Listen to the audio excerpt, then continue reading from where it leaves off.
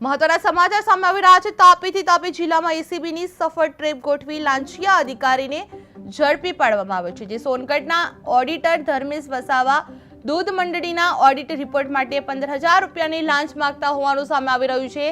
જે ફરિયાદના આધારે એસીબીની ટીમે ટ્રેપ ગોઠવી ઊંચા માળ ગામે આવેલ इंडियन पेट्रोल पंप सामे जाहिर रोड पर लांच लेता रंगे हाथे झड़पी पाडवामां આવ્યા છે। हाल एलसीबी टीमे आरोपी अधिकारी ने कस्टडी में लई વધુ કાયદેસરની કાર્યવાહી હાથ ધરવામાં આવી રહી છે। જે તાપીમાં એસીબીની સફળ ટ્રેપ જોવા મળી છે, જેમાં સોનગઢનો ઓડિટર લાંચ લેતા ઝડપાયો છે। જે ઓડિટ રિપોર્ટ માટે 15,000 માંગ્યા હતા, જે ઊંચા માળ પાસે રંગે હાથે ઝડપી પાડવામાં આવ્યો છે।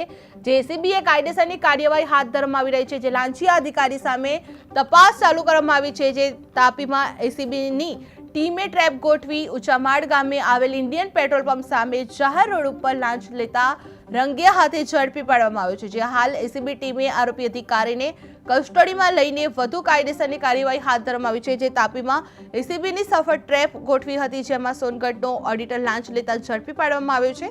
ઓડિટ રિપોર્ટ માટે 15,000 માંગ્યા હતા, જે ઊંચામાળ પાસે રંગે હાથે ઝડપી પાડવામાં આવ્યો છે। એસીબીએ કાયદેસરની કાર્યવાહી હાથ ધરવામાં આવી છે। જે લાંચિયા અધિકારી સામે તપાસ ચાલુ કરવામાં આવી છે।